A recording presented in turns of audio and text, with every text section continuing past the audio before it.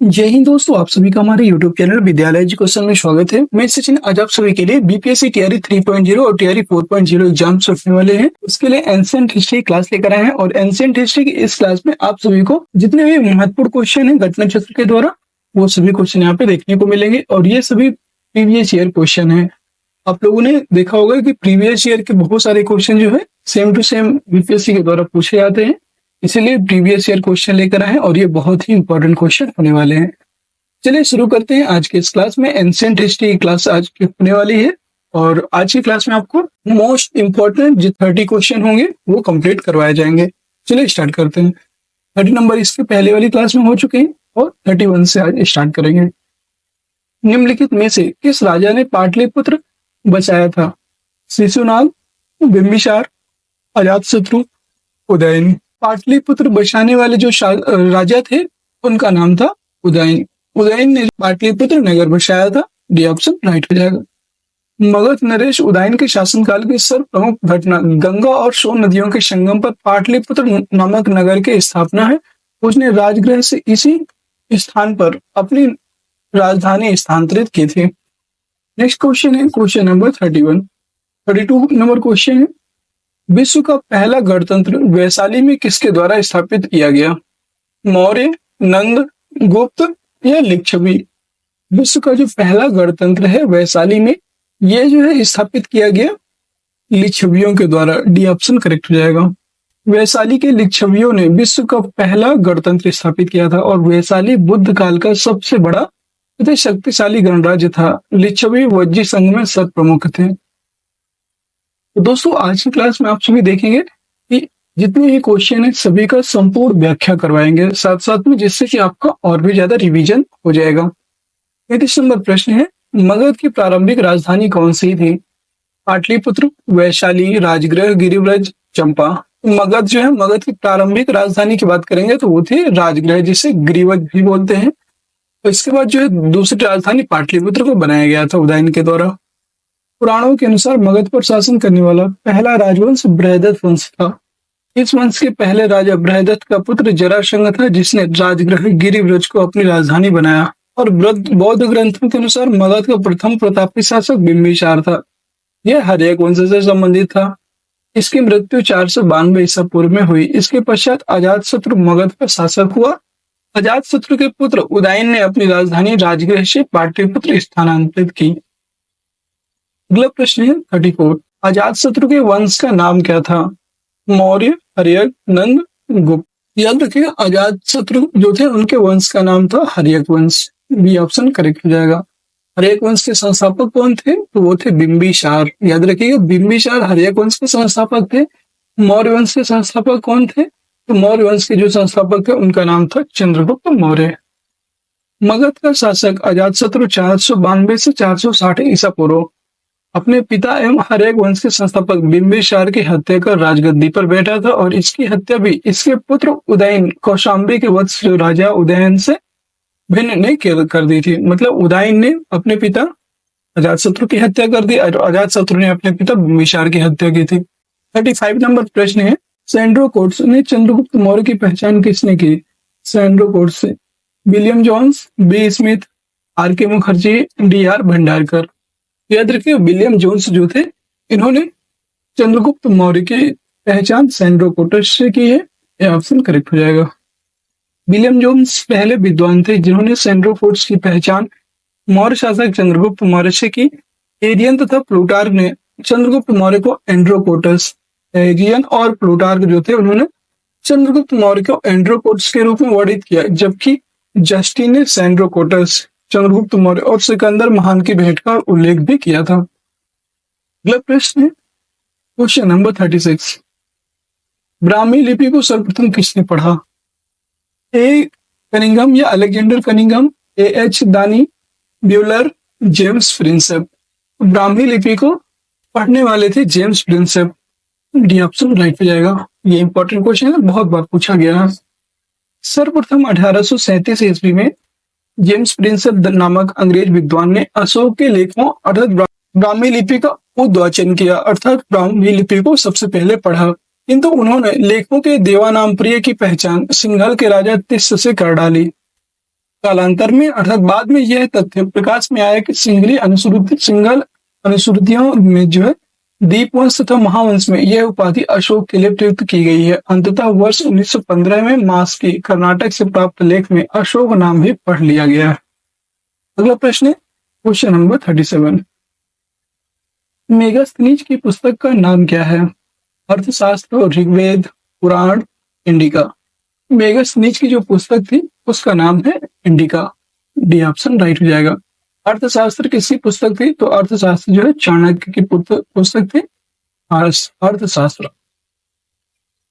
चंद्रगुप्त मौर्य सिकंदर का समकालीन शासक था। सिकंदर के समकालीन विदेशी लेखक निरियाकस, आनेसिक्रियस, अरिस्टोबुलस तथा मेगास्थनीज थे, जिनके विवरण चंद्रगुप्त मौर्य के विषय में सूचनाएं देते हैं, और विदेशी लेखकों में मेगास्थनीज का नाम सर्वाधिक महत्वपूर्ण है, जिनकी पुस्तक इंडिका मौर्य इतिहास का प्रमुख स्रोत है। अगला प्रश्न 38। इंडिका का लेखक कौन था? विष्णुगुप्त, मेगास्थनीज, डायमेचस, प्लिनी। याद रखिएगा इंडिका जो था, इंडिका के लेखक मेगास्थनीज थे, अभी बताया आपको। बी ऑप्शन राइट हो जाएगा। और ये क्वेश्चन आपके बीपीएससी टीआरई में पूछा भी जा चुका है कि मेगास्थनीज ने कौन सी पुस्तक लिखी थी? उन्होंने इंडिका नामक पुस्तक को लिखा था। मेगास्थनीज की पुस्तक इंडिका में पाटलिपुत्र के नगर प्रशासन का वर्णन मिलता है। ये देखिए जितने भी क्वेश्चन है सब एनसीईआरटी बेस्ड हैं, क्योंकि बीपीएससी जितने भी अपने जो बीपीएससी के प्री के एग्जाम के क्वेश्चन है ये सभी, और ये जो है सभी एनसीईआरटी बेस्ड होते हैं। तो एनसीईआरटी भी आपका इसी के में जो है कंप्लीट होता जा रहा है। मेगास्थनीज की पुस्तक इंडिका में पाटलिपुत्र का जो नगर प्रशासन है इसके वर्णन मिलता है। इसके अनुसार पाटलिपुत्र नगर का प्रशासन 30 सदस्यों की विभिन्न समितियों द्वारा होता था। इसकी कुल 6 समितियां होती थी तथा प्रत्येक समिति में 5 सदस्य होते थे। समिति का कार्य बिक्री कर वसूल करना, विक्रय कर का मूल्य जो है 10वें भाग के रूप में वसूल किया जाता था। करों की चोरी करने वालों को मृत्यु दंड दिया जाता था। जो भी करों की चोरी करते थे उनको मृत्यु दंड दिया जाता था। अगला प्रश्न क्वेश्चन नंबर 39। मेगास्थनीज दूत था सेल्यूकस का, सिकंदर का, डेरियस का, यूनानियों का, उपयुक्त में से कोई नहीं, एक से अधिक। मेगास्थनीज की बात करेंगे तो मेगास्थनीज जो है सेल्यूकस निकेटर का दूत था। ये ऑप्शन राइट हो जाएगा। अगला प्रश्न क्वेश्चन नंबर, इसकी व्याख्या देख लीजिए। मेगास्थनीज जो है सेल्यूकस निकेटर द्वारा चंद्रगुप्त मौर्य की राज्यसभा में भेजा गया यूनानी राजदूत था। इसके पूर्व वह अराकोसिया के क्षत्रप के राजदरबार में सेल्यूकस का राजदूत रह चुका था।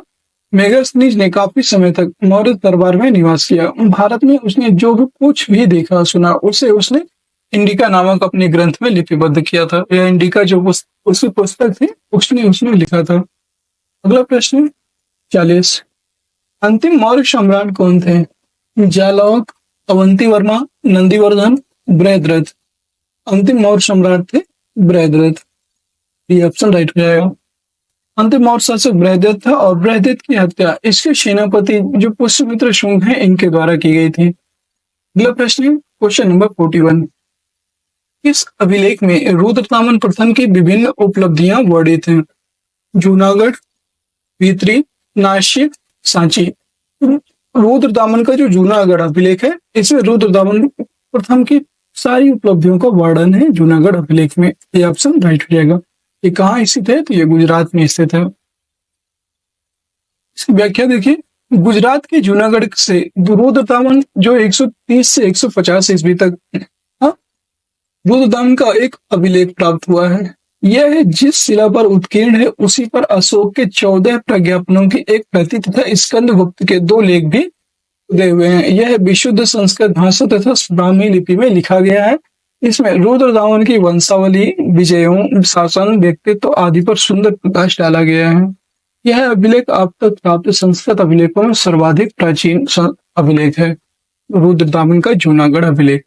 नेक्स्ट क्वेश्चन है क्वेश्चन नंबर 42। निम्नलिखित राजाओं में से किसका जैन धर्म के प्रति भारी झुकाव था? दशरथ, बृहद्रथ, खारवेल, विष्क। याद रखिए कौन से ऐसे राजा थे जिनका जैन धर्म के प्रति भारी झुकाव था? उनका नाम था खारवेल शासक। डी ऑप्शन राइट हो जाएगा। कलिंग का चेदी वंशीय शासक खारवेल प्राचीन भारतीय इतिहास के महानतम सम्राटों में से एक था। उड़ीसा प्रांत के भुवनेश्वर से 3 मील की दूरी पर स्थित उदयगिरी पहाड़ी की हाथी गुम्फा से उसका एक बिना तिथि का अभिलेख प्राप्त हुआ है। यह अभिलेख खारवेल का इतिहास जानने का एकमात्र स्रोत है। इसका जैन धर्म के प्रति भारी झुकाव था और हाथी गुम्फा अभिलेख प्राकृत भाषा में है। नेक्स्ट क्वेश्चन है क्वेश्चन नंबर 43। कलिंग नरेश खारवेल का संबंध था महामेघवाहन से, चेदी वंश से, फिर आपको सातवाहन वंश से, रठभोजक वंश से, उपयुक्त में से कोई नहीं है एक से अधिक। याद रखिएगा जो कलिंग शासक खारवेल है इसका संबंध महामेघवाहन वंश से भी है और चेदी वंश से भी है। इसका राइट आंसर हो जाएगा आपका ये ऑप्शन, उपयुक्त में से एक से अधिक। कलिंग के चेदी राजवंश का संस्थापक, देखिए चेदी राजवंश के संस्थापक है महामेघवाहन नामक व्यक्ति थे और इस वंश का नाम महामेघवाहन वंश भी पड़ गया बाद में। इस वंश का सर्वाधिक शक्तिशाली शासक खारवेल हुआ और खारवेल के इतिहास अध्ययन का एकमात्र साधन हाथी गुम्फा अभिलेख है। इस प्रकार जो है चेदी वंश और महामेघवाहन वंश दोनों इसका नाम था और दोनों से संबंधित थे खारवेल शासक। नेक्स्ट क्वेश्चन है क्वेश्चन नंबर 44। और दोस्तों अगर आप सभी को क्लास पसंद आ रही है तो एक बार सभी लोग जो है क्लास को लाइक कर दीजिए, शेयर कर दीजिए और चैनल में नया है तो चैनल को सब्सक्राइब भी कर लीजिएगा और हमारे टेलीग्राम चैनल को जरूर ज्वाइन कर लीजिए। 44 नंबर प्रश्न है, प्राचीन भारत का नेपोलियन किसे कहा जाता है? चंद्रगुप्त मौर्य, पुष्यमित्र, कनिष्क, समुद्रगुप्त। तो प्राचीन भारत का नेपोलियन की बात करेंगे, ये कहलाता है समुद्रगुप्त। समुद्रगुप्त को भारत का नेपोलियन कहा जाता है। इतिहासकार विंसेंट स्मिथ ने अपनी रचना अर्ली हिस्ट्री ऑफ इंडिया में समुद्रगुप्त की वीरता एवं विजयों पर मुग्ध होकर उसे भारतीय नेपोलियन की संज्ञा दी है। समुद्रगुप्त की विजयों का वर्णन प्रयाग प्रशस्ति में मिलता है। इसके लेखक जो है हरीश रेड थे। प्रयाग प्रशस्ति के लेखक कौन थे? हरीश रेड। अगला प्रश्न 45। गुप्त सम्राट जिसने हूणों को पराजित किया था वे कौन थे? समुद्रगुप्त, चंद्रगुप्त द्वितीय, स्कंदगुप्त, रामगुप्त। याद रखें गुप्त सम्राट जो जिसने हूणों को पराजित किया उनका नाम था स्कंदगुप्त। सी ऑप्शन राइट हो जाएगा। हूणों का पहला भारतीय आक्रमण गुप्त सम्राट स्कंदगुप्त के शासनकाल में 455 ईस्वी में हुआ, परास्त हुए थे। स्कंदगुप्त के हाथों से बहुत बुरी तरह से वे पराजित हुए। यूएस रॉय के अनुसार इस हूण आक्रमण का नेता कुशलेबाज था। यह आक्रमण एक धावा मात्र रहा और देश के ऊपर इसका कोई तात्कालिक प्रभाव नहीं पड़ा, किंतु परोक्ष रूप से इसने गुप्त साम्राज्य के पतन की गति को तेज कर दिया। स्कंदगुप्त की मृत्यु के बाद 5वीं शताब्दी के अंत तथा 6वीं शताब्दी के प्रारंभ में उत्तर पश्चिम के कई क्षेत्रों पर हूणों ने कब्जा कर लिया था। अगला प्रश्न 47। इस प्रकार की भूमि को अपृहत कहा जाता है। वेरी इंपॉर्टेंट क्वेश्चन है और ये बीपीएससी टीआरई में भी पूछा जा चुका है हेडमास्टर एग्जाम में, और ये जो है बीपीएससी प्री का क्वेश्चन है 2016 में पूछा गया था, आप देख सकते हैं। अपृहत भूमि किसे कहा जाता है? बिना जोती हुई जंगल भूमि, सिंचित भूमि, घने जंगल वाली भूमि, जोती हुई भूमि या उपयुक्त में से कोई नहीं है एक से अधिक। तो बिना जोती हुई जंगल की जो भूमि होती है उसे हम अपृहत भूमि कहते हैं। ये ऑप्शन करेक्ट हो जाएगा। बिना जोती हुई भूमि वह भूमि जिस पर खेती ना की गई हो अपृहत भूमि कहा जाता है और यह गुप्तकालीन राजस्व व्यवस्था का एक पद था। अगला प्रश्न है क्वेश्चन नंबर 47। चीनी यात्री शंगयुन ने भारत की यात्रा की थी, कब किया था? 515 से 520 ईस्वी, 525 से 529, 545 से 552, 592 से 597। उपयुक्त में से कोई नहीं है एक से अधिक। तो चीनी यात्री जो शंगयुन थे इन्होंने 515 से लेकर 520 तक भारत की यात्रा की थी। ये ऑप्शन करेक्ट हो जाएगा। चीनी यात्री शंगयुन 518 ईस्वी में भारत आया और इसने अपने 3 वर्षों की यात्रा में बौद्ध धर्म की प्रतियां एकत्रित की थी। अगला प्रश्न 48। हर्षवर्धन के शासनकाल में किस चीनी यात्री ने भारत की यात्रा की थी? आयान, वेनसांग, इत्सिंग, तारानाथ। हर्षवर्धन के शासनकाल में चीनी यात्री आए थे हुएनसांग। भी ऑप्शन राइट हो जाएगा। हर्षवर्धन के समय की सर्वप्रमुख घटना चीनी यात्री हुएनसांग के भारत आगमन की है।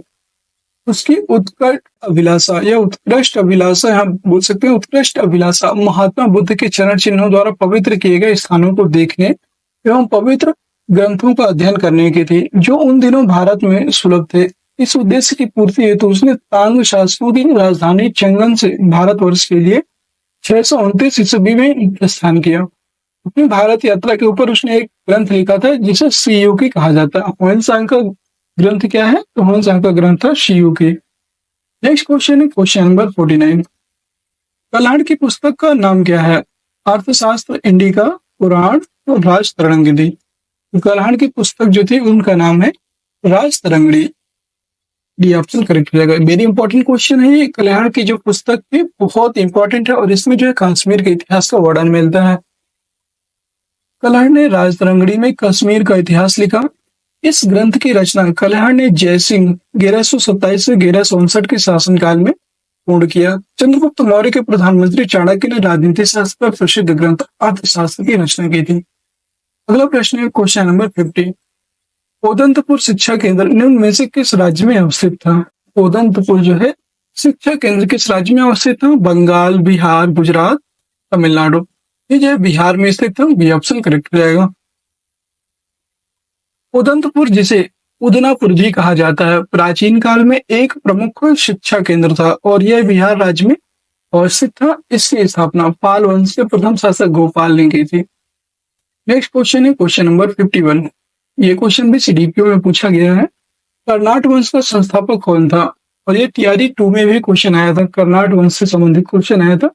नान्यदेव, नरसिंहदेव, विजयदेव, हरिदेव। उपयुक्त में से कोई नहीं है, एक से अधिक। याद रखिए कर्नाट वंश का जो संस्थापक थे उनका नाम था नान्यदेव। ये ऑप्शन करेक्ट हो जाएगा। कर्नाट वंश के संस्थापक नान्यदेव 1097 से 1098 ईस्वी तक थे और वे एक महान योद्धा थे। नान्यदेव ने कर्नाट की राजधानी सिमरावगढ़ को बनाया। कर्नाट वंश का शासनकाल 1097 से 1325 ईस्वी मिथिला का स्वर्ण युग कहलाता है। अगला प्रश्न है क्वेश्चन नंबर 52। कर्नाट वंश का अंतिम शासक कौन था? हरि सिंह, राम सिंह, मती सिंह, श्याम सिंह। उपरोक्त में से कोई नहीं है, उपयुक्त में से एक से अधिक। कर्नाट वंश का अंतिम शासक था हरि सिंह। ये ऑप्शन राइट हो जाएगा।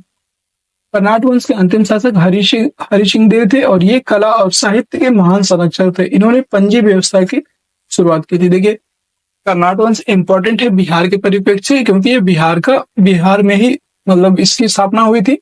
ये जो है बहुत इंपॉर्टेंट है। अगला प्रश्न है क्वेश्चन नंबर 53। इस काल में अछूत की अवधारणा स्पष्ट रूप से उद्धृत हुई थी। ऋग्वैदिक काल, उत्तर वैदिक काल में, उत्तर गुप्त काल में, धर्मशास्त्र के समय। किस काल में अछूत की अवधारणा स्पष्ट रूप से उद्धृत हुई? ये उत्तर धर्मशास्त्र के समय में। डी ऑप्शन करेक्ट जाएगा। धर्मशास्त्रों के समय में 4 वर्ण ब्राह्मण, क्षत्रिय, वैश्य और शूद्र के अतिरिक्त समाज में अनेक जातियों जैसे कि अंबष्ट, उग्र, निषाद, मागध, वैदेहक, श्रथकार आदि का आविर्भाव अनुलोम एवं प्रतिलोम विवाहों के फलस्वरूप हो गया। पाणिनि ने 2 प्रकार के शूद्रों का उल्लेख किया है, निर्वसित और अनिर्वसित। इनमें से पहले प्रकार के शूद्र ही अस्पृश्य माने जाते थे। निर्वसित जो होते थे ऐसे शूद्रों को अस्पृश्य माने जाता था और ये किसके द्वारा किया गया था? तो पाणिनि के द्वारा। अगला प्रश्न क्वेश्चन नंबर 54। पाणिनिस्क ने कनिष्क के शासनकाल में बौद्ध सभा का किस नगर में आयोजित की गई थी? मगध, पाटलिपुत्र, कश्मीर, राजगृह। याद रखेंगे कनिष्क के समय में कश्मीर में बौद्ध सभा का आयोजन हुआ था। सी ऑप्शन राइट हो जाएगा। इसी को कहते हैं कुंडलवन कश्मीर। बौद्ध धर्म की चौथी और अंतिम संगीति सभा जो है कुषाण शासक कनिष्क के राज्यकाल में कश्मीर के कुंडलवन में हुई थी और इसकी अध्यक्षता वसुमित्र ने की थी। कई बार अध्यक्ष पूछ लेते हैं, अध्यक्ष याद रखिएगा वसुमित्र थे। अश्वघोष इसके उपाध्यक्ष थे और यहाँ बौद्ध ग्रंथों के कठिन अंशों पर सम्यक विचार किया गया और प्रत्येक पिटक पर भाष्य लिखे गए। कनिष्क ने इन्हें ताम्रपत्र पर खुदवाकर एक स्तूप में रखवा दिया। त्रिपिटक में लिखे गए इन्हीं भाष्यों को विभाषा शास्त्र कहा जाता है। उल्लेखनीय है कि पहली बौद्ध संगीति बुद्ध की मृत्यु के तत्काल बाद राजगृह के सप्तपदी गुफा में हुई थी। इस समय मगध का शासक अजातशत्रु था। इसकी अध्यक्षता महाकश्यप ने की थी। द्वितीय बौद्ध संगीति कालाशोक के शासनकाल में बुद्ध की मृत्यु के लगभग 100 वर्षों पश्चात वैशाली में हुई थी और इसके अध्यक्ष आचार्य शावक मीर सर्वकामिनी थे। नेक्स्ट क्वेश्चन है क्वेश्चन नंबर 55 है। प्रथम बौद्ध संगीति के अध्यक्ष कौन थे? जो प्रथम बौद्ध संगीति इसके अध्यक्ष कौन थे? वसुमित्र, महाकश्यप, संघरक्षक या पार्श्व। याद रखिएगा प्रथम जो बौद्ध संगीति ये इसके अध्यक्ष थे महाकश्यप। बी ऑप्शन राइट हो जाएगा। भगवान बुद्ध के महापरिनिर्वाण के बाद पहली जो बौद्ध संगीति है ये हुई थी राजगृह, राजगीर में, गया में, पाटलिपुत्र में, वैशाली में, उपयुक्त में से कोई नहीं है एक से अधिक। ये जो है राजगृह या राजगीर में हुई थी। ये ऑप्शन राइट हो जाएगा। पाटलिपुत्र में तृतीय बौद्ध संगीति का आयोजन किया गया था अशोक के द्वारा। नेक्स्ट क्वेश्चन है क्वेश्चन नंबर 57। बुद्ध के जीवन की 4 महत्वपूर्ण घटनाओं और उनसे संबंध 4 स्थानों का नीचे उल्लेख है। यह 2 स्तंभों 1 और 2 में अंकित है। आपको इसका सुमेल करना है, इसको जो है सुमेलित करना है। जन्म कब हुआ था? जन्म हुआ था इसका लुम्बिनी में। बुद्ध जी थे तो गौतम बुद्ध जी का जन्म हुआ था लुम्बिनी में। फिर हम बात करेंगे ज्ञान प्राप्ति। तो ज्ञान प्राप्ति इन्हें जो है बोध गया में होती है। प्रथम वो प्रवचन सारनाथ वाराणसी में देते हैं। इनकी मृत्यु कहाँ हुई? तो ये कुशीनगर में होती है।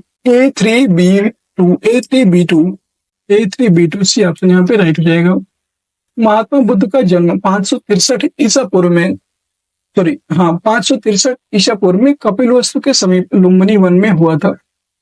बोध गया में वैशाख पूर्णिमा की रात को उन्हें ज्ञान प्राप्त हुआ और काशी में ऋषि पत्तन सारनाथ में उन्होंने प्रथम उपदेश धर्म चक्र प्रवर्तन दिया एवं कुशीनगर में उनका निधन हुआ, जिसे बौद्ध साहित्य में महापरिनिर्वाण कहा गया था। अगला प्रश्न है क्वेश्चन नंबर 58। बोध गया में किसे ज्ञान की प्राप्ति हुई थी? महावीर स्वामी, गौतम बुद्ध, फिर सिमंदर स्वामी, पार्श्वनाथ स्वामी। में से कोई नहीं है एक से एक। तो अभी बताया बोध गया में गौतम बुद्ध को ज्ञान की प्राप्ति हुई थी। और पहला प्रवचन कहाँ दिया था? सारनाथ में। और इनकी मृत्यु कहाँ हुई थी? तो वो हुई थी आपकी अभी बताया कुशीनगर में। अगला प्रश्न है 59। बोध गया में महाबोधि मंदिर बनाया गया था जहाँ गौतम बुद्ध पैदा हुए नहीं। गौतम बुद्ध को ज्ञान प्राप्त हुआ, गौतम बुद्ध ने अपना प्रथम प्रवचन दिया, गौतम बुद्ध की मृत्यु हुई। तो गौतम बुद्ध को ज्ञान प्राप्त हुआ, वहीं पर बोध गया में महाबोधि मंदिर बनाया गया है। बी ऑप्शन यहाँ पे राइट हो जाएगा। बोध गया में 6 वर्ष की साधना के पश्चात 35 वर्ष की आयु में महात्मा बुद्ध को वैशाख पूर्णिमा की रात को एक पीपल वृक्ष के नीचे ज्ञान प्राप्त हुआ। इस स्थल पर मंदिर का निर्माण सम्राट अशोक ने 3री शताब्दी BC में प्रारंभ किया, परंतु इसका वर्तमान स्वरूप 5वीं-6वीं शताब्दी में निर्मित हुआ। यह मंदिर पूरी तरह से ईंटों से निर्मित है। वर्ष 2002 में यूनेस्को द्वारा यह विश्व धरोहर स्थल भी बन गया है। अगला प्रश्न है क्वेश्चन नंबर 60। गौतम बुद्ध को एक देवता का स्थान किस राजा के युग में प्राप्त हुआ? अशोक, कनिष्क, चंद्रगुप्त, विक्रमादित्य, हर्ष। याद रखिए गौतम बुद्ध को एक देवता का जो स्थान है ये कनिष्क राजा के समय में प्राप्त हुआ था। बी ऑप्शन करेक्ट हो जाएगा। कनिष्क के शासनकाल में संपन्न जो है चतुर्थ बौद्ध संगीति में बौद्ध धर्म हीनयान एवं महायान नामक 2 स्पष्ट स्वतंत्र संप्रदायों में विभक्त हो गया। महायान शाखा में बुद्ध को देवता माना गया तथा उनकी पूजा की जाने लगी। इसी के साथ अनेक बोधिसत्वों की भी पूजा प्रारंभ हुई थी। अगला प्रश्न 61 और ये आज की क्लास का हमारा अंतिम प्रश्न है। ईसा पूर्व 6वीं सदी में विश्व की प्रथम गणतंत्रात्मक व्यवस्था कहाँ थी? Vaishali, Athens, Sparta, Pataliputra. इसका आंसर कमेंट बॉक्स में कमेंट कीजिएगा। क्या होगा इसका आंसर जरूर बताइएगा। और क्लास कैसी लगी इसके बारे में भी बताइएगा। क्लास पसंद आई है तो क्लास को जो है सभी लोग आप लाइक कर सकते हैं। लाइक कर दीजिए, शेयर कर दीजिए और चैनल में नया है तो चैनल को भी सब्सक्राइब जरूर कर लीजिएगा, जिससे कि आगे आने वाले सभी वीडियोज की नोटिफिकेशन आपको समय पर मिलती रहेंगी। और सभी लोग जो हमारे टेलीग्राम चैनल को जरूर ज्वाइन कर लीजिए। टेलीग्राम चैनल का लिंक आपको वीडियो के डिस्क्रिप्शन में मिल जाएगा। वहां पर जो है PDF वगैरह मिल जाएंगे, आपको PDF वहां से डाउनलोड कर सकते हैं। टेलीग्राम चैनल का नाम है विद्यालय एजुकेशन ऑफिशियल। विद्यालय एजुकेशन ऑफिशियल, वहां से जो है आप सर्च करके ज्वाइन कर सकते हैं। फिर मिलते हैं किसी नेक्स्ट वीडियो में। तब तक के लिए जय हिंद, जय भारत,